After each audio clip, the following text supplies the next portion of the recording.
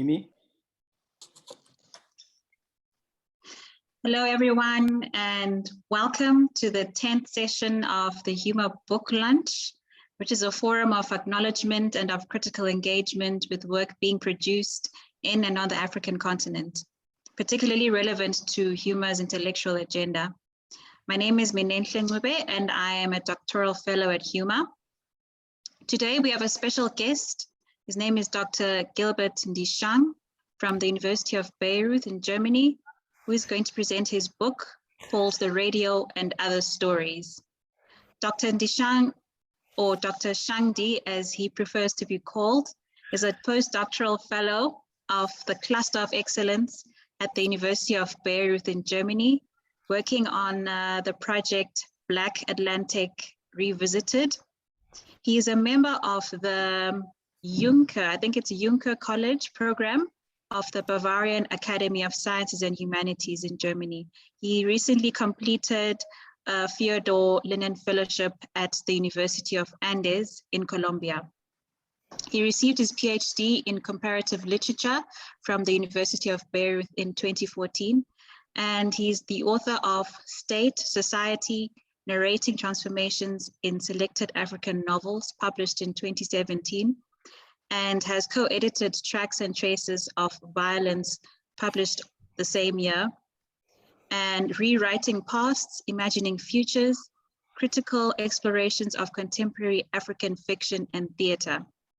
In addition to book chapters, his articles have appeared in a range of peer-reviewed journals, such as English in Africa, French Studies in Southern Africa, L'Érudit Franco-Espagnol, International Journal of English and Literature, and others.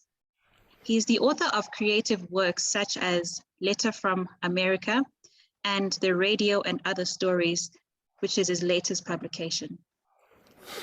The Radio and Other Stories is a story about moving into a new apartment abroad in a Bavarian hometown. The narrator here narrates that some of his possessions and elements of his new neighborhood open a window into a flurry of memories, serving as an allegorical thread to his childhood, self-consciousness, and discovery of the world. What begins as a personal narrative quickly seeds into a social archaeology, inviting the reader or the listener on a homegoing journey in the backdrop of Cameroonian's tottering democratic trajectory. The discussant today is Dr. El Marouf Moulay Idriss from the Sidi Mohammed bin Abdallah University in Morocco. His interests include cultural studies, North African cinema, gender construction in the media, urban space, and social movements rather, music, dirt, and waste in popular culture. Welcome, Dr. Ndi-Shang to Humor. Thank you for your time. We look forward to hearing about your book. And I just would like to make a special welcome to Jude Fokwang. He is from Spears Book Publishers. This is the publisher that published Dr. Ndi-Shang's book. So thank you very much for joining us, Jude. We appreciate you today. Over to you, Dr. Ndi-Shang. Thanks so much, Nkube, and for inviting me in the first place. It's my pleasure. It's an honor for me to be here with you to share a tidbit about my book, my latest book, and I'm also very pleased that so many cherished colleagues of mine are there. I can see, let me call them without a doctor title because that's how we know each other. I can see serawit, I can see, of course, Driss is there, Alkano, Habdi, and many others, and of course the publisher Jude, with whom I engaged on this beautiful trip, back home. I mean, we've done 2 trips, and I can't talk about the radio without talking about Letter from America because both books are related, and they are all published by Spears Books.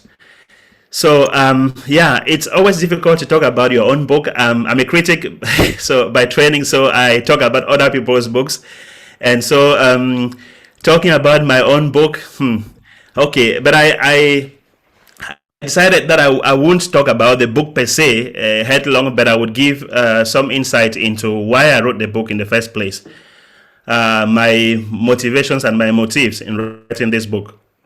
As I just hinted, this book was written alongside Letter from America. It just happened that we published Letter from America before that. Letter from America was, I conceived it as a trip, engaged by a young African child into the Americas. And I wrote it as some sort of journalistic report. It actually began as a diary, and it was prompted by the long, lasting, I think one of the most one of the most long-running programs in any radio program anywhere in the world, which is Letter from America by the Great Britain, Alistair Cook. So he's run this program for more than 50 years, and I was a follower. I was an ardent follower of the program, and I decided that when I grew up, I would write a book about America. Of course, not Alistair Cook's America, because he was interested in how the British culture took roots in the US and developed some sort of independently. And so that was Alistair Cook's America. And so I decided that I would write a book about my own America, focusing more on South America and talking more about the legacy of Afro-descendant peoples in America. So the two books are related. Why? Because Letter from America is a reportage by an African. He's using, the protagonist is using the medium of diary, some sort of to parody what Europeans did when they went to America. The Pizarro, the Columbus, they wrote diaries and they wrote memoirs, sending them back to the mother continent, telling them about the wonders of America. Of course, those memoirs were blown out of proportion. They were more creative than a kind of trustworthy narration of reality. So I did same. And when I began that text, I said, okay, this is the other side.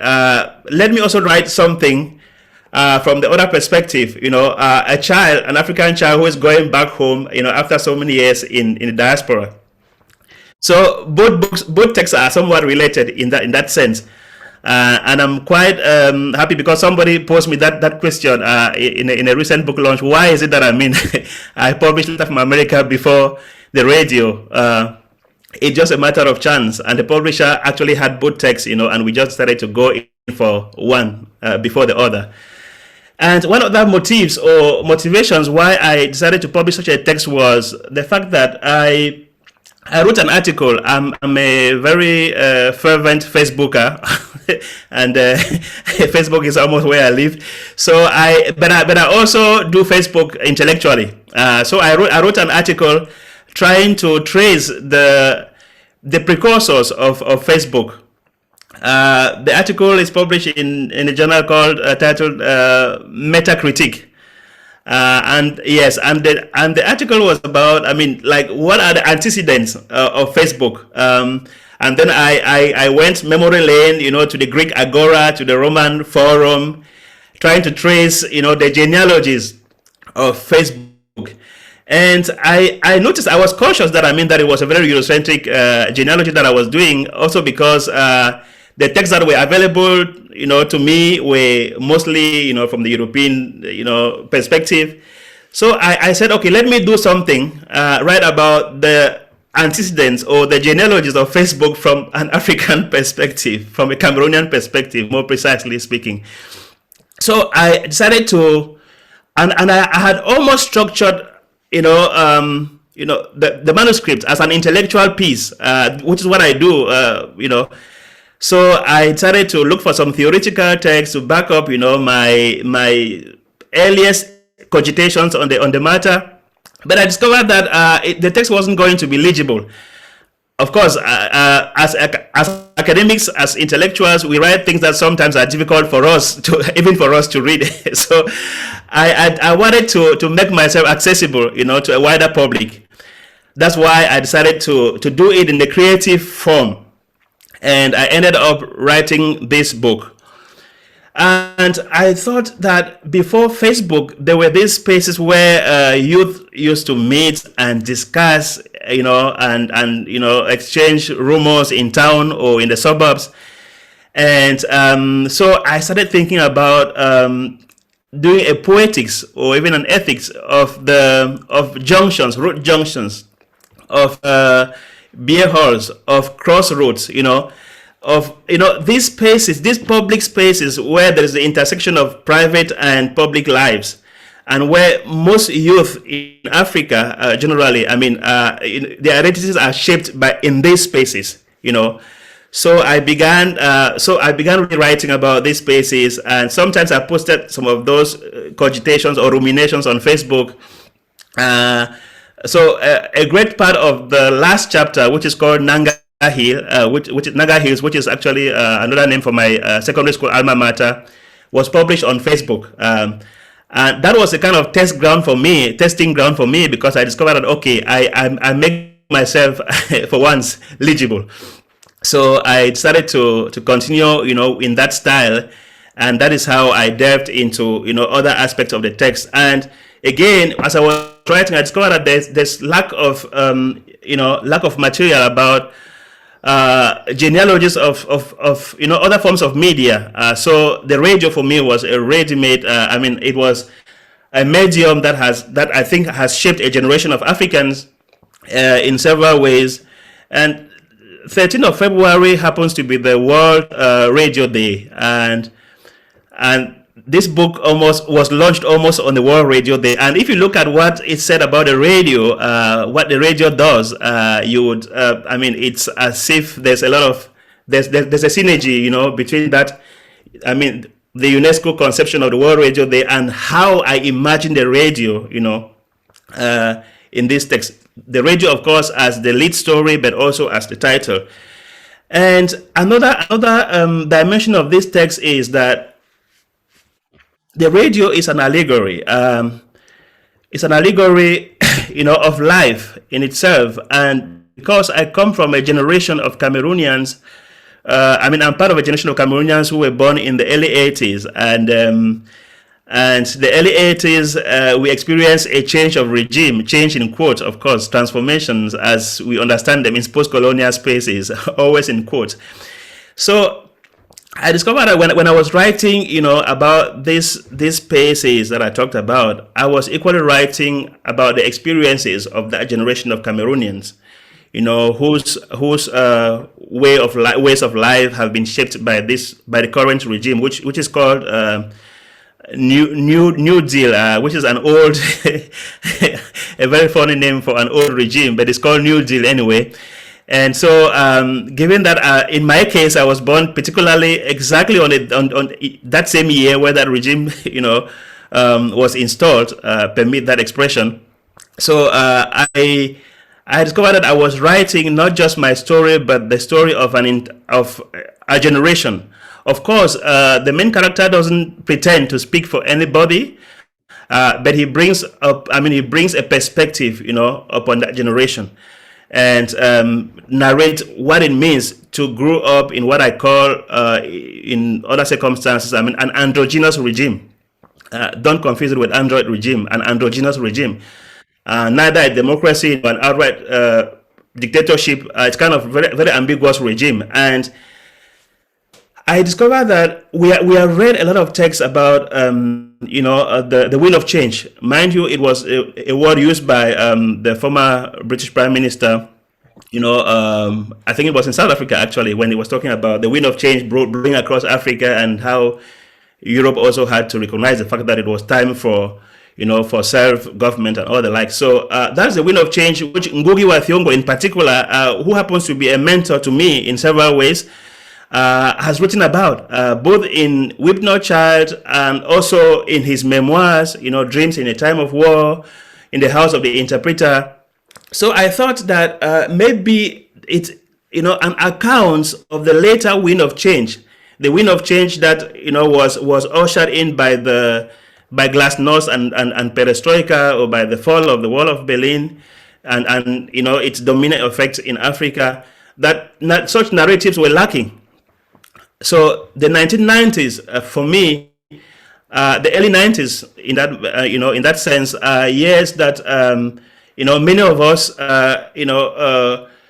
how would I say, we started gaining maturity, being conscious, of the sociopolitical and economic circumstances of our generation.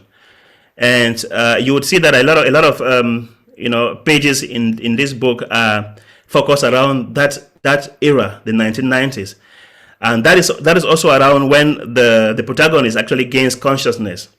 And so the book became a kind of and I mean it I can give you insight also in the titles, because I had earlier titled the book 35 Years of Solitude, in order to to make it rhyme with the years of the age of the protagonist, but also the years of the New Deal BR regime.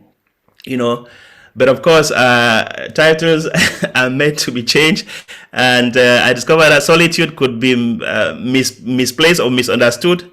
And of course, it sounds like Garcia Marquez, 100 Years of Solitude. I wanted it to be accessible, even from the title. So solitude could have led to something else. So I finally maintained the radio and other stories. But the radio again there.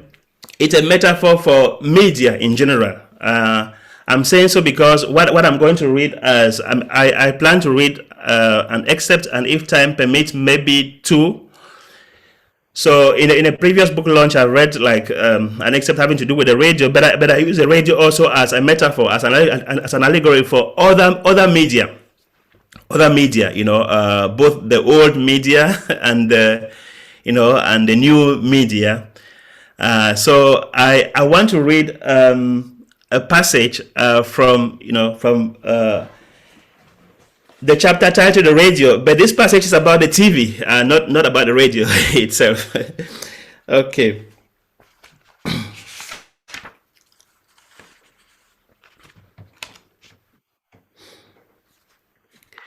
So if time permits, I would read two, but if not, I will limit myself to just one, and then, of course, Dries will make his comments, and then we can discuss further, and maybe, I touch on several other parts of the book. But this is a passage about the TV. In the 1980s, the magic box created in the 1920s by John Logie Baird in Britain and Charles Francis Jenkins in America finally made its way to Lo. That TV was sharp, but that was the name of the mark and not a description of its image and sound. For the TV signals to procure basic visual comfort was an arduous task, characterized by a prolonged and tortuous adjusting of the 15-meter tall aerial antenna pole beside the house. Still, that hardly mollified the interfering rice-like figments that usually chose the most suspense-laden moments to run their course. That often led the telespectators to complete with their own imagination what they saw and heard on the sharp TV. Thus, whenever Cameroon was playing an important game, the telespectators had to sit in front of the screen with their transistor radio sets on to complement the information emerging from the epileptic TV signals. Even slow motion replays at times did not settle the confusion caused by the poor images, leading to serious arguments among the telespectators. Perhaps that explains why the 1-0 victory of Cameroon against Argentina in Italy 1990 remains for you the greatest misinformation in football history. You counted 11 goals against 0 in favor of the indomitable Lions of Cameroon. The TV broadcast used to start at midday, and prior to that time, the screen bore the boring and vexing image of multicolored globe with a ticking clock at the base. Whenever there was to be a live football broadcast, the clock was slower than usual and snailed indifferently as worms churned in your stomach in anticipation of the game. The redemptive moment often came when the globe would gradually disappear, followed by a musical intro. That is how you got to know Siwo and Kole Sere by Jocelyn Berwa, Umkomboti by Yvonne Chaka Chaka, Asimbonanga by Johnny Clegg and Savuka, Cicatrice d'amour by Chala Mwana, and Kazet Gazette by Malatini and Maotela Queens. Sometimes the intro was Wakoka, Pam Pam Be, Yowiwo and La Musique by the Cameroon group Rumta. Whenever a nice music clip struck a particular chord in your purer sensibility, you would develop the sensation that the musical career was your calling. And for every child of your generation, Rumta was the paragon of achievement, happiness, and fame. The Rumta youngsters made you dream. Like the indomitable lions of Cameroon, they represented the bright colors and future of the nation in your imagination. But there was always the lingering doubt as to whether that future was accessible to and attainable by all the sons and daughters of that nation. The failing TV and radio signals were telling signs of that marginality. The waves of the nation only reached your village in drips and drabs. The Rumta were the center of the nation, while you were the periphery, and you looked up to them, dreaming of the day when you would be fully part of that ideal nation called Cameroon. The only bilingual country in the world, apart from Canada. So you were told in primary school. But the electoral crisis of the 1990s and the political violence in your community caused immeasurable damage to your affective attachment to the nation, a damage which the euphoric aftermath of Italy 1990 and the mournful, soulful, and interminable jingle of Di Madangwa Jerusalem. Aje, aje, Di Madangwa Jerusalem.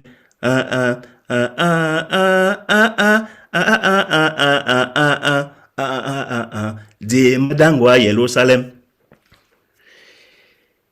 Now, this, I'm ending here, but this signal was everywhere on the national station when Cameroon lost its first lady, the first lady of Cameroon before the current one. She was called Irene Bia. Nobody hears about her anymore. It's history. But as children of that generation, we cannot forget, that jingle, that mournful jingle on national TV when we lost the first lady. Now, everybody's asking, where is that first lady? Where is the memory of that first lady? It's a question that I'm asking myself. So I don't know if I still have a bit of time or. If you would like to continue, maybe you can continue for about 3 minutes so that we have enough time. Yes. So I won't read, of course. So I would say that there are several dimensions, to this book. Another dimension was the fact that when you are a foreign student, you continuously ask yourself, what are you doing abroad? Why are you abroad in the first place? What kind of circumstances, led you to migrate in the first place? So this book is also born out of that desire to connect with home, knowing very well that where one is, is a result of circumstances at home, and I put particular focus on the rural areas because sometimes we marginalize rural areas in our discourses, and we downplay the role that rural areas play in whoever we actually become. For most people, rural areas is lack of modernity, is primitivity, but I wanted to focus on the rural area and to stress the fact that whatever thing I've learned as a literary critic, I've always related it. I've always found cognates, in the rural area where I grew up. There's no theory that I've learned that I cannot, find clear and wonderful examples, that I can relate with in my rural area where I grew up. I grew up in a village before moving on to the city. So I wanted to put the rural areas into focus. Whether you talk about cosmopolitanism or hybridity or heterogracia, in Bakhtin's,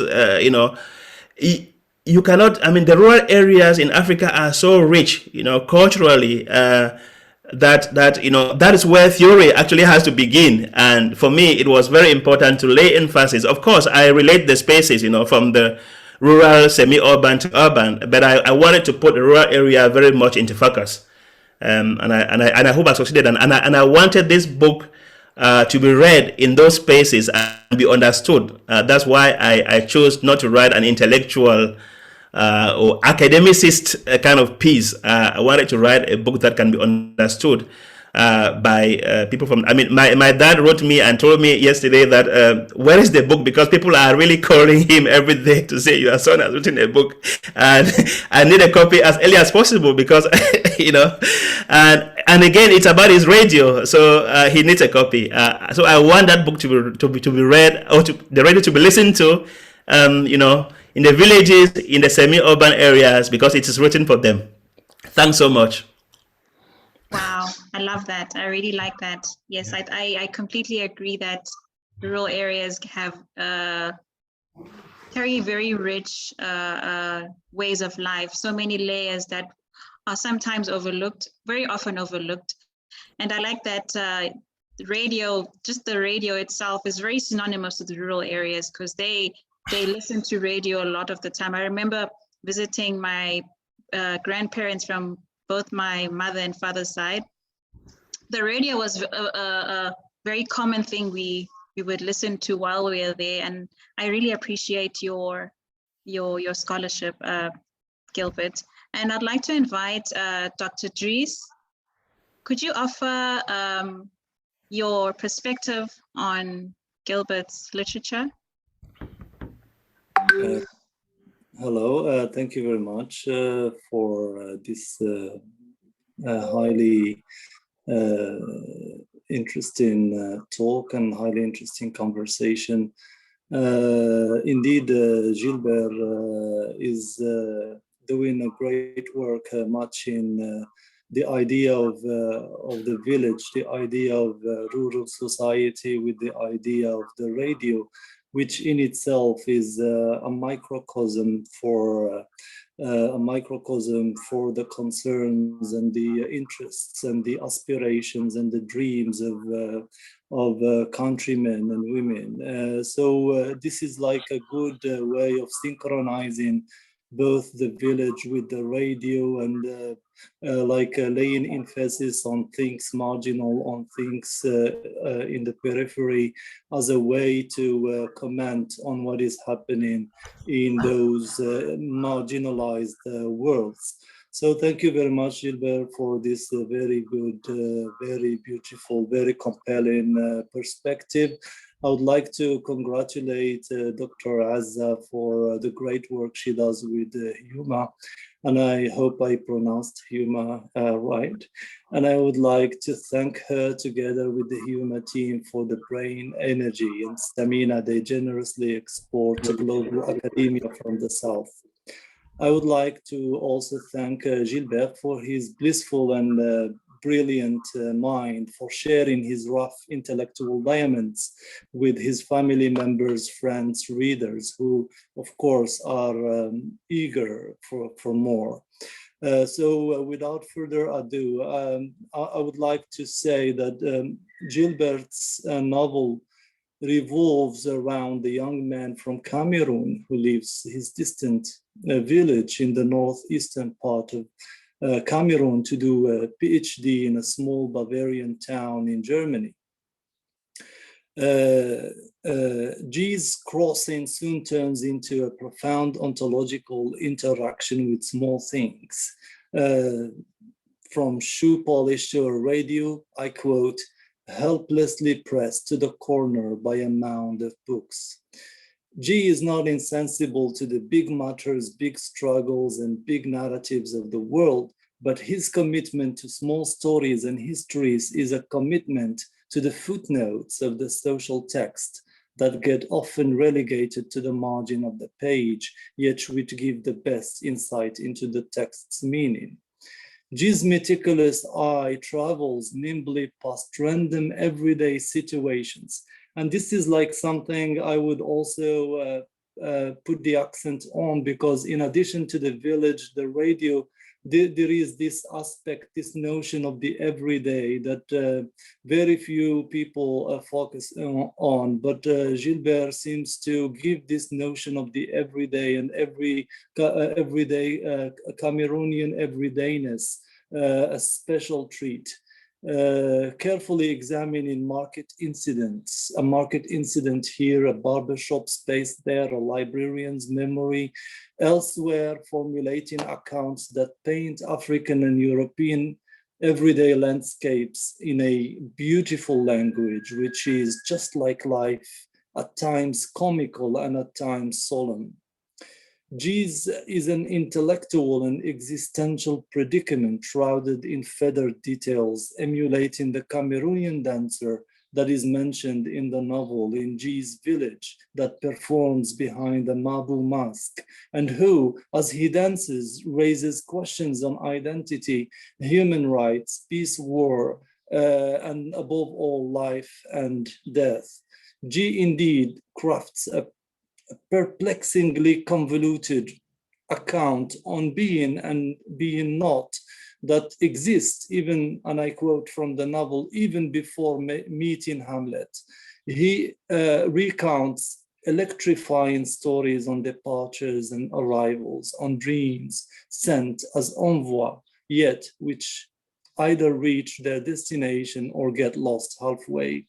G speaks like the radio you must not turn off, not only because it carries with the floating waves the news and the stories of the world you don't know or that you know, but because it raises questions about life and death, sorrow and joy, pain and bliss, that will stay unanswerable as they are pressing as far as the world's floating and flowing skirts runneth.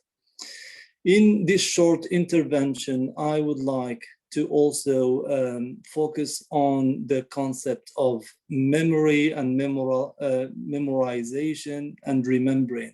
I will depart from the premise that childhood as depictured and portrayed by Gilbert's novels, by the novel's mosaics of recollection of Cameroon, are subject to a steady machinery of remembrance. The modes of celebration in the novel of a bygone personalized and depersonalized pastness are relentlessly at work throughout the book, triggered by the smallest of things, a radio, a kiwi, a shoe-shining box, and the like. These recollections are depersonalized because they hinge on the element of familiarity with the history of Cameroon, of colonialism in Cameroon, the damage done to Cameroon, which is also shared by almost an entire continent.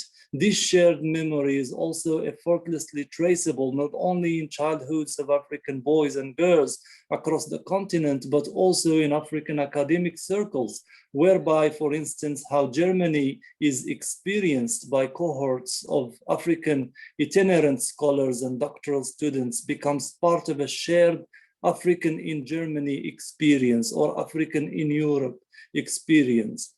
These trigger moments of recollection of a collective, emotive and psychological interaction with home and away, which despite being marked by different historicities or territorialities or socialities, are marked by a certain amount of déjà vu.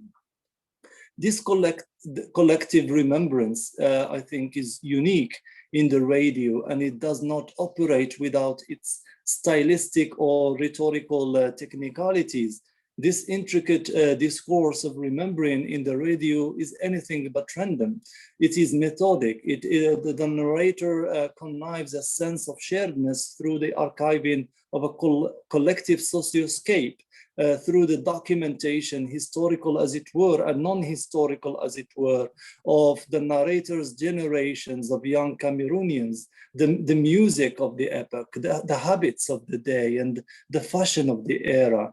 The style in the radio adheres to the style of somehow of autobiography, but which renders the meaning of the subject of narration both deferred and different from himself, subject to the reader's feeling that he could be sharing similar experiences. The radio is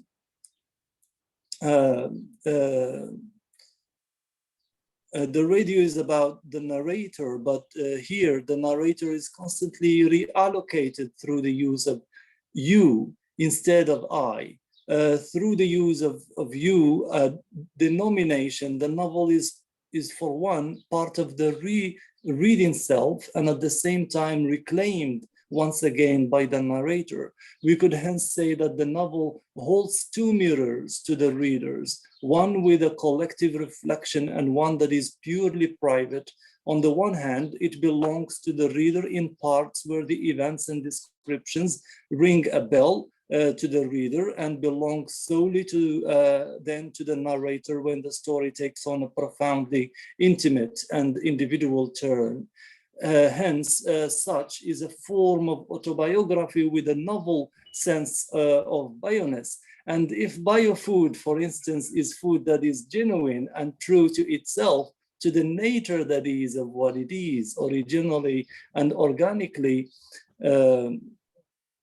and at the same time, to being good to everyone it is supposed to feed or to be good to. The radio is an autobiography of communal archiving, a story whose bio-ness, genuineness that is guaranteed through the presentation of maintenance, the preservation of the most distinctive traits of the narrator's life story, which at the same time is making itself available to its consumers, its readers, us, that is, those who feel imbricated, familiarized, profoundly engaged in the story, feeling at home when home is triggered and estranged from home when home is swapped by the elsewhere. This is not a case of analytical standardization that takes Cameroon as a representative of an entire continent, but a methodic way, a systematic way of seeking membership in Cameroon by remembering Cameroon. And this is what reading a novel like this should prompt, a sense of association triggered through reading as both collective and private, a collective act and a private act. The book then, I must say, tries to achieve this by asking questions that concern us all and which are purposely cushioned throughout the book from beginning to end. As for instance, when and I quote, says, as a child, you confronted the world with a series of puerile presumptions that heaven was above and hell was below, that Israel, Jerusalem, Palestine, Damascus, etc. were heavenly places, that if you read too much, your head would explode, that biscuits, sardine, and Fanta brought happiness to the soul, that such that shopkeepers were the happiest people in the world. And I skip a few lines till where he says, white tablets and drugs that cured headache and stomach ache were always bitter. And so one day you asked your mom, when shall there be life? So when shall there be life is akin here to Aikwi Arma's when shall there be beauty, and it is akin to Achebe's when shall there be order, and akin to Shukri's when shall there be justice. So instead of letting the narrator remember alone, we are remembering alongside with the narrator within the you stage, the you platform, which turns into an active we-ness. By such remembering, we tend to confirm our membership by remembering ourselves in whichever incident is aired in the novel. That is renewing our affiliation with and connection to that particular pastness in the novel, which coincides in ways small and big with the pastness of South Africa, Kenya, Morocco, and so on and so forth. So the member again patterns of remembering and remembering are undying, and they are complex. They are complex by virtue of the fact that remembrance and remembership as processes are defined by equally capable, are defined by and equally capable of defining that which we want to remember and claim membership to, and which in this case is sensitive and requires a highly delicate research in the fields of collective history, society, and space. As we remember, we need to recognize the consequences of remembrance, that is to say, of return, that in which an interruption of front-warded movement into the future is necessary. In the radio, this is achieved through the most disturbing return, for instance, to the memory of the doctor who died in the US, who paved the way to the narrator's journey towards a doctorate and towards an unraveling of the intricate and delicate history of family and tribal relations and emotions. Remembering is hence a return informed by a number of consequences, a succession of events, life sequences in an individual's life, in G's life, that generate certain meanings which, far from being solely individual, are usually reflections of and have an impact on a broad sociality. So to end this intervention, I would add that remembering is a mode of searching into something deep, latent, remote, something no longer easily accessible like files on a hard drive. It is a painful way of return, like remembering the violence of the war, where going back is neither smooth nor linear, and where the way back is fraught with disruption, cuts, blanks, blind spots, and holes of memory. This is demonstrated through memories that come in the form of daily reveries and fragmented shards of recollections that usually get embodied through a connecting element. Here, as a case in point, the radio or the Kiwi box I have mentioned before. So I have like generated a classification, a categorization in which I see like a play of four types of remembering in the novel. The first one is a remembering of articulation. The second one is a remembering of settlement, remembering of reconciliation, and remembering of contingency. I will skip all the other three types, and I will speak very briefly about the remembering of reconciliation, because I can link it here with the story on the doctor, around the doctor who died in the US. So remembering of reconciliation is therapeutic. It is deployed to be deliberately used to revisit an uncomfortable past situation, a traumatic memory of the dying doctor, a hurtful experience.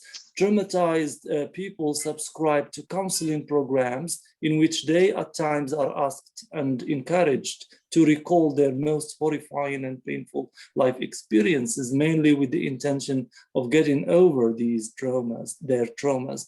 So many times return in which engages a going back to something in the past, hence a temporary slowdown utter obstruction of the present or cancellation of movement into the future is the only and easiest way to move forward.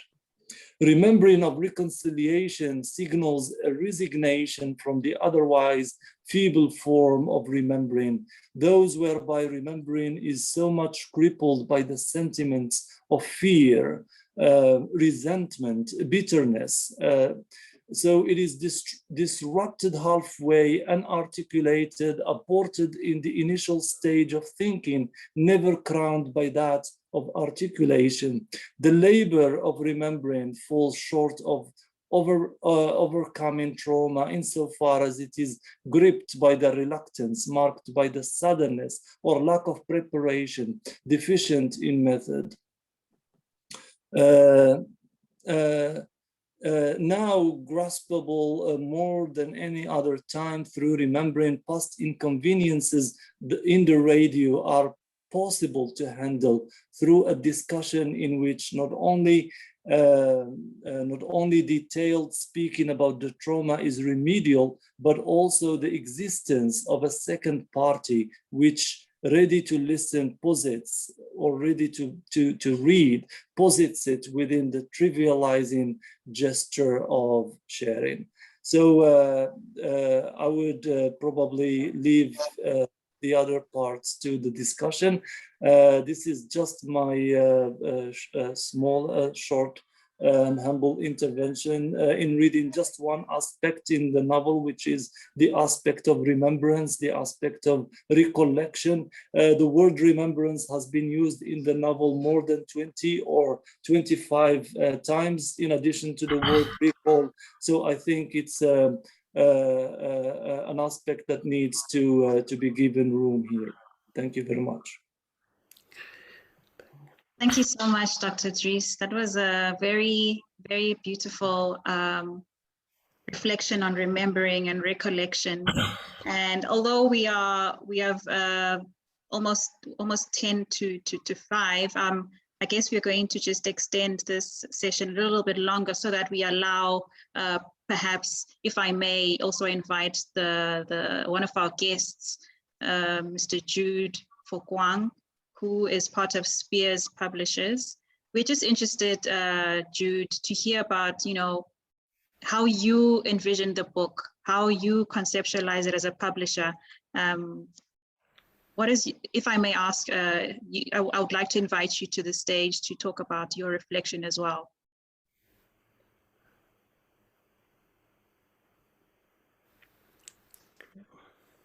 All right, thank you. Gilbert and I, we started working on this, I think just slightly over a year ago. Yeah, I think, yeah. And we just finished Letter from America, and this was definitely our next project. And it was an interesting collaboration between Gilbert and my team. I think the cover in particular is something that Gilbert and I, we went back and forth because he had this vision of a radio.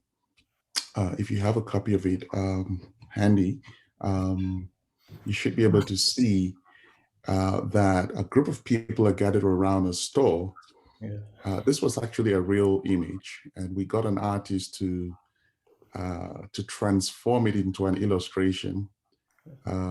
Yeah, Gilbert is showing a cover. Yeah, that's exactly. And somewhere there is a radio, which, as he rightly said, is a metaphor for a whole range of different things. So I think I just want to, talk very briefly about the collaborative process, not so much about the content of it. It's a very fascinating book, and I would invite everyone here to read about it.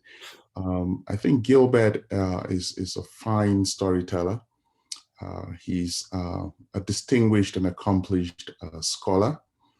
And I think what he's done is document stories for an entire generation. I think he mentioned this, the fact that he was actually documenting this not just as a scholarly venture, but really to make it accessible to his peers, to people who come from rural areas, to people who are not scholars. And I think that's an amazing feat. So congratulations again, Gilbert. I don't think Thank we you, can tell Jude. you this enough. Thank you. And I should also just inform everyone that we have the book currently on sale. There's discount, 25% discount for the book. And so we encourage you to, I think Divine is going to share the link for that book. If you have not purchased a copy, please kindly do so. You can also share this with a friend. And let's encourage our young authors as they continue to tell African stories, sharing these wonderful stories with the rest of the world. So I think this is where I will end for now. Maybe I just react to that. Thanks so much, Jude. Of course, it's when I saw that Letter from America was a wonderful collaborative venture that I still thought we could go a step further. If you remember, I sent you 2 manuscripts, but because the American Letter from America was more, it's kind of, I mean, also very informative, and it required a lot of research on my part, I mean, to be able to bring it to fruition. So we thought that, I mean, it should go first. It should go first because, and writing about home is even more difficult than writing about, about spaces that you don't know, because when you write about home, you are under scrutiny, which means you need to really go an extra mile to search for what is not commonplace. So that's why we thought that we could delay with this one, and it also helped me, to really research further. Sometimes we think that we know our communities. For me, the writing process was really it revealed a lot about myself. Because it's when you start writing that you remember. You don't just sit and remember. It's when you start writing that something triggers, and then you then go searching for information. And it was a wonderful process in writing, but also a wonderful process for the publication. And your thoroughness actually is what amazes me, and that's what really distinguishes Spears Media from many other publishers. So it was wonderful working with you, with your team, everybody in your team. It was so professional, and I enjoyed that. And let me say something lest I forget. My Big SAS colleagues are here today with me, and I can see serawit, my colleague from Ethiopia. She was the first. She read the very first draft, of this book, and I'm very happy that she's here with us. And she was the first to also read Letter from America. So it's just, so the book stems from this collegial atmosphere, which is where all of us did our PhD. It's a very inspirational context in itself. That's why when I was writing, there's also a very Pan-Africanist dimension to this book, because I've listened, I interact with my colleagues. I've interacted with serawit, with Azza, with Dries, with Alcano, who is here today, and many others. And I discovered that there's something peculiar. Of course, our trajectories are not the same, but there's something that also unites us. So I thought I could write this book also as a way of acknowledging my colleagues. It's a very collegial book. So it's a book for my peers, both in the diaspora and also at home. And I'm very, very happy that the book has reached this stage and it's having a wonderful reception. So it's our book. Serawit, thanks very much. You have always been there with me, my fellow sojourner in so many ways, and some of our projects are still coming to fruition. Thanks a lot. So I think, Thank you so much. Many thanks to serawit for being with us and for playing a very important role in this beautiful piece of work. For the sake of time, I'd like to invite the audience. I'm sure there are people who would like to react or who would like to pose questions about your publication. If you have a question or a comment or reaction, kindly indicate by raising your hand in the using an emoji, or just drop a note in the chat. Serawit, I see your hand is up. You can. No, I just wanted to say thank you so very much, Gilbert, for allowing me join you in that process. So I was just thinking about what you said about accessibility and Facebook as your platform, and what it means to read you on Facebook, and what it means to have read the two drafts. So when I read the radio, just as I felt when I read Letter from America, I found it extremely relatable and accessible. I didn't have a lot of questions. I didn't have to carry a dictionary, to put a dictionary next to me while reading the draft, right? For so many reasons, but one of which is really, as you already mentioned, and I think as Dries also alluded to in his intervention, it's an extremely accessible, the way you write. And then comes Gilbert on, on Facebook. The writings are all sorts of abstractions, and we have to read them. So you write really brief notes on Facebook of 3 lines, 4 lines, and then we have to, like, how many times do I have to read Gilbert to understand what he's trying to say? So Facebook, in terms of it being accessible to the public, it seems to be more accessible because a whole lot of people actually see what you do there. But in terms of accessibility being legible, I think your writings in the books are much more accessible to everyday people, and I'm glad you did that. And hopefully a great many people will read and find it relatable as I did. And thank you for allowing me that. Just wanted to say that. Thank you, Sarah. I some sort of stopped writing the kind of things that you are alluding to. Circumstances made me to stop philosophizing too much and then go a bit more more banal and even political. So if you look at my Facebook trajectory, you see that I was very philosophical, and then politics came in, and then I'm quite accessible now, really. Thanks. Thank you, Sarah. Thank you, Gilbert. We also have Katrine Pipe. I see your hand. You're welcome to ask or comment. Hello. Thank you for organizing this event, and thank you for allowing me to ask a question. I was a bit struck by the comment in the beginning that there's not that much being researched on radio in Africa.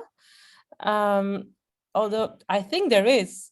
So I'm curious, what does that mean? Does it mean that you feel that the scholarship that is out there is not satisfying? Would you maybe propose another agenda for radio studies in Africa?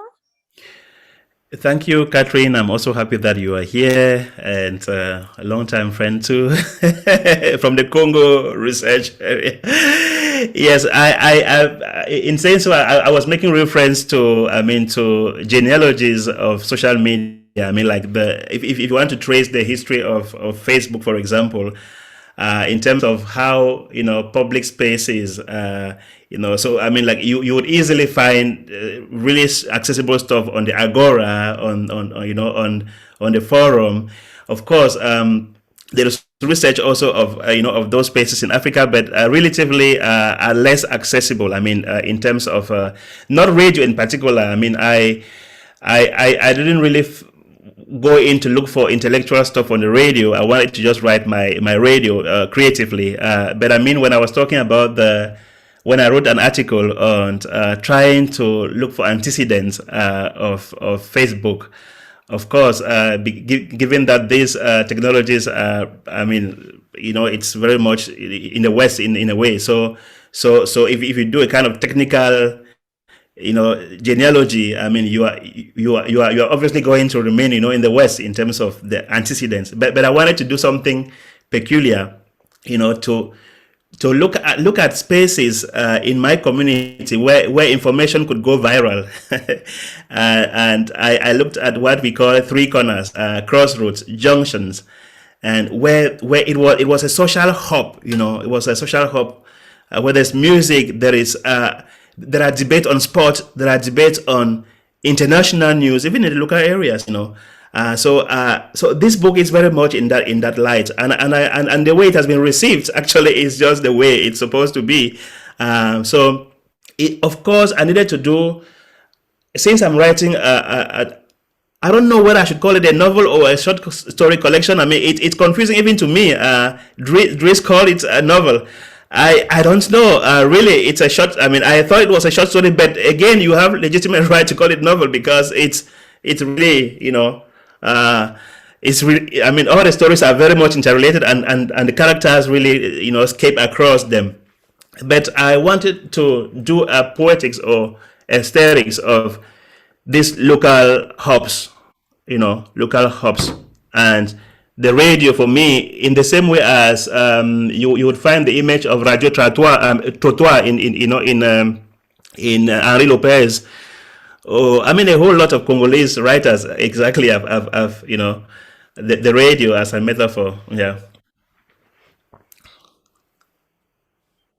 I think there's. Is it me or is there a problem with Gilbert? No, I'm getting you. I'm sure is it with Catherine's or with mine? I'm getting you. I think maybe with Catherine's. Yeah, apparently it's mine. I apologize. Apparently it's my connection that's not good. Sorry. Okay. Okay. Thank you for that feedback, Gilbert, and thank you, Katrin, for your comment. I also think your question was valid given your own background in research in media and devices in the DRC. Is there any? Oh, I see a hand. Maina Mutonya. You're welcome to ask or comment. Okay, thank you so much, Gilbert, mi hermano. I'm so happy, for the publication of your book. We've been in constant touch, throughout. So I'm so grateful and thank you for the book launch today. I've enjoyed reading the radio. Most importantly, because it evokes the memory, of me growing up, in Kenya. I'm from Kenya, and I thought that Gilbert was writing my story, And then when he writes, the letter from America, I live in Mexico City. And I thought again that Gilbert was writing my story, and I've been in touch with him constantly. So this is wonderful, and number three, I think, writing about the rural areas. I grew up also in rural Kenya. That rural pristine Africa, whose tranquility has no measure. Whose peace is only broken, by the static voice of the radio, searching for the medium wave frequency. That's before the FM came into being, in many parts of Africa. Soccer, local news. I remember very well Germany, Argentina in 1990, and reading your novel now evokes these memories. You create memories of places and spaces that we've never been to, and makes one feel that. So wonderful work, and you should keep up the good work, mi hermano Gilbert. Thanks so much, Maina, my brother from Kenya. It's always very enriching because I know popular culture is your realm.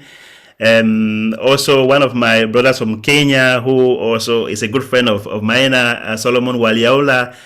So I think my interactions with all of you enrich this work in several ways. So Maina and I share the trajectory of those who decided to be Black Pizarro or Black Columbuses, and I mean, Letter from America is just one of those that I think we still need to write more to tell the story of America from our own perspectives. Yes, to talk about the legacy of our ancestors in that part of the world. So much in common. Thanks a lot. Thank you so much, Maina, for those generous words. There's a comment in the chat from Halkano. I'm just going to read it out because we have gone beyond time. Halkano says, thank you, Gil, and the organizers of this forum, for this fascinating discussion on this beautiful book, and most especially to my dear Uni Beirut friends, Dries and Serawit. Thank you for that comment. Thank you, Alki. Thanks, Halkano. And we really appreciate, a voice or a storyteller coming from a rural part of Cameroon, telling a story with all these memories, all these reflections, especially at a time where most of the stories are told by others about us. And I think this is what humor promotes, voices from an African space. And thank you so much, Gilbert, for sharing that very special book. I don't think I have any more questions. So I will just wrap up the seminar and say a very big thanks to everyone who has attended. Thank you to Jude Fokwang for coming and attending as well. Thank you, Dr. Gilbert, for sharing your special book. And Dr. Dries, thank you for your reflection. It was very rich and highly appreciated.